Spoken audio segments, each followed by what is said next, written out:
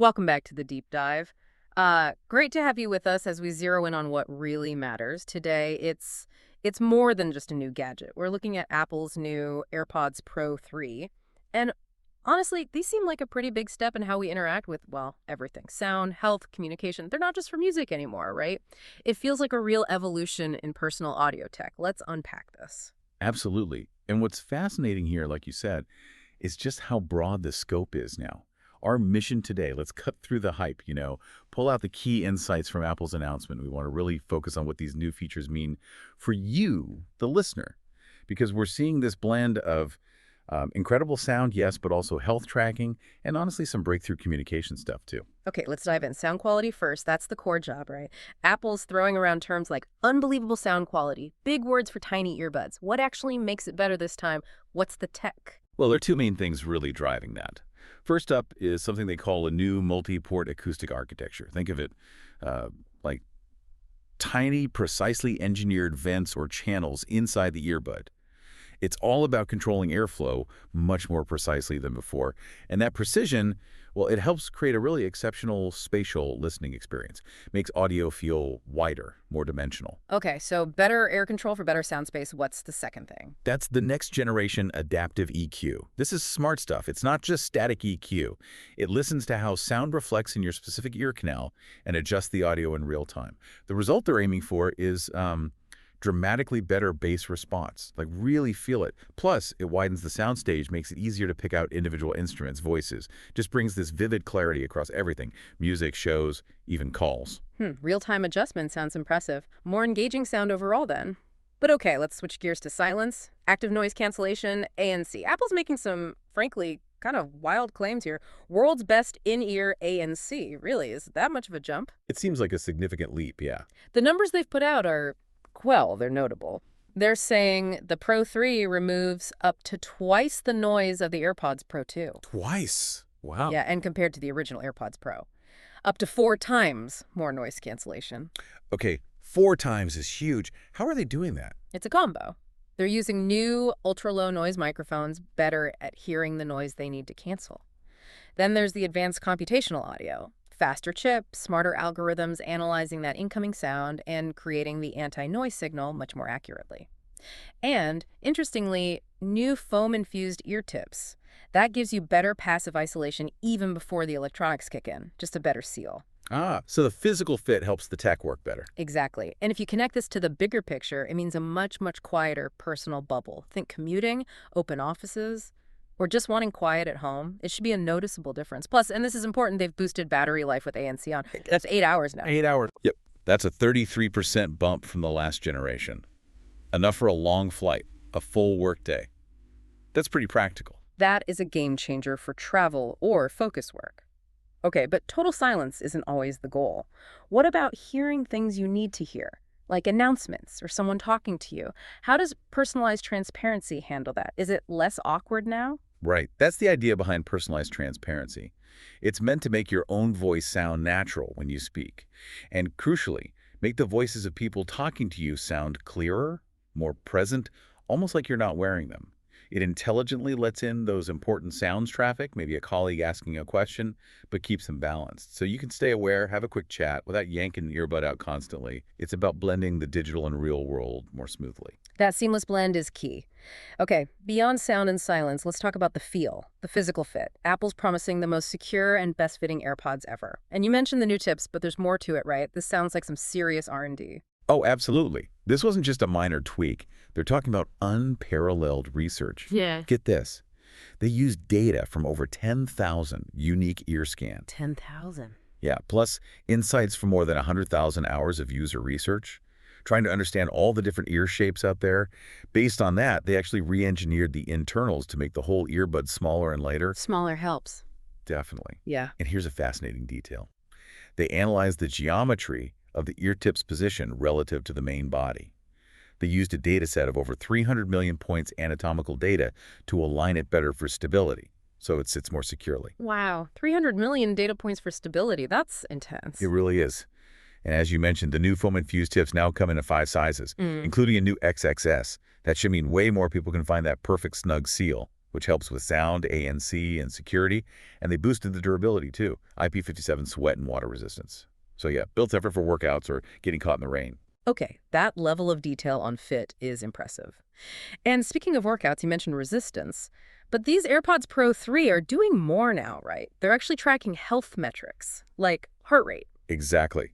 This is where they really start to feel like more than just headphones. It's workout-ready performance, but now with integrated sensing.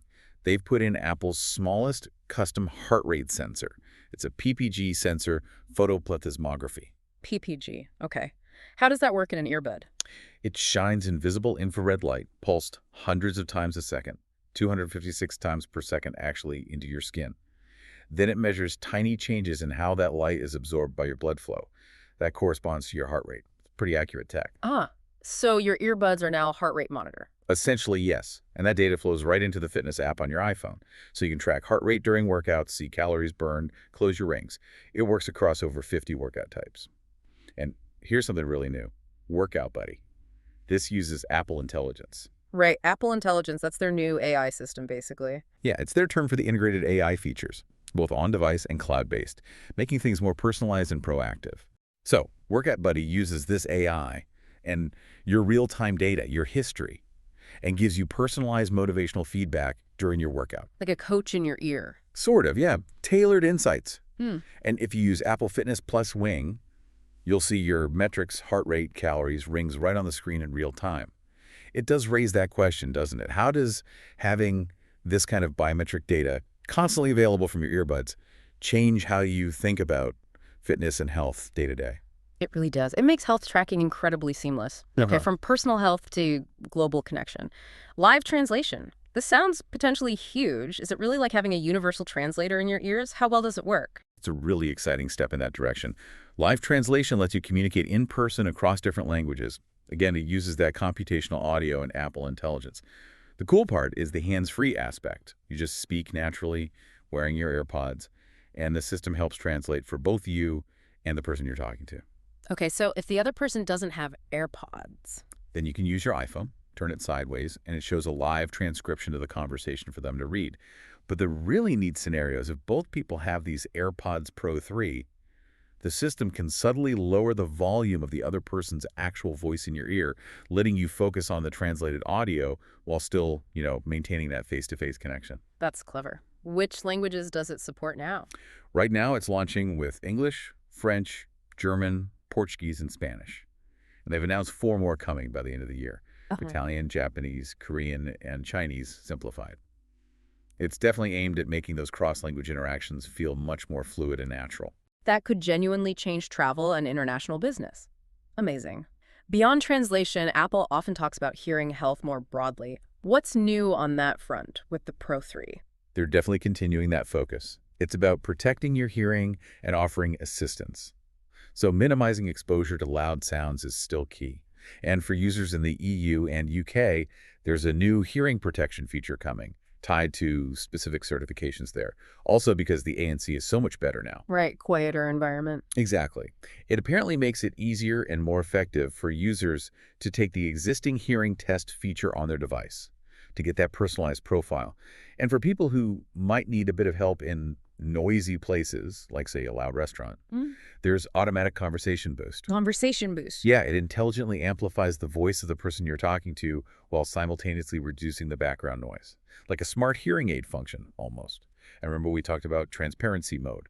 The battery life there is way up too, a 67% increase. Yeah, up to 10 hours on a single charge just in transparency. So you can comfortably wear them for extended periods. If you need that environmental awareness or conversation boost, it really shows them moving into that wellness and assistance space. That's a significant jump for transparency mode, a very thoughtful evolution for hearing accessibility.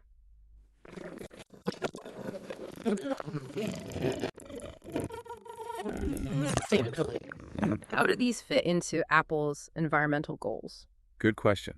Apple's highlighting this connection to their 2030 carbon neutral plan. The AirPods Pro 3 are made with 40% recycled content overall, which is quite a bit. Specifically, they're using 100% recycled cobalt in the battery. That's a big deal. Cobalt sourcing is tricky. Right, I've heard that. And 65% recycled plastic in the case. Yeah. Plus, the manufacturing process uses 40% renewable electricity across their supply chain, wind, solar, etc. Mm. Even the packaging is 100% fiber-based, designed for easy recycling.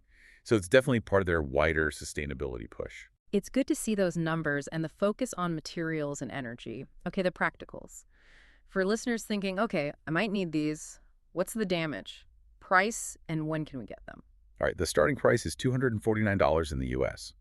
Pre-orders actually start today, September 9th, 2025, and they'll be available in stores beginning Friday, September 19th. Just one important reminder. To get all the features working, you'll need to pair them with an Apple device running the latest OS.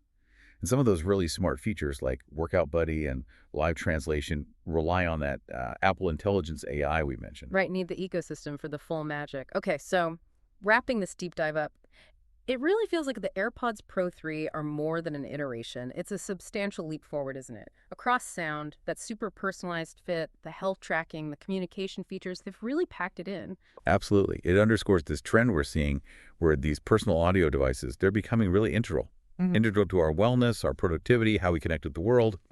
You know, the line between gadget and essential personal assistant is getting blurrier and blurrier, and it lives right in your ear.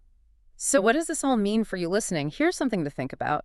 Consider how these super integrated personal tech devices loaded with sensors, powered by AI, might keep evolving. Could they become our main way of interacting with the world, our primary interface? And if so, what does that mean for how we experience physical places, how we connect with other people, maybe even how we perceive our own sense of self when technology gets this intimate? Something to ponder as we all step further into this digitally enhanced future.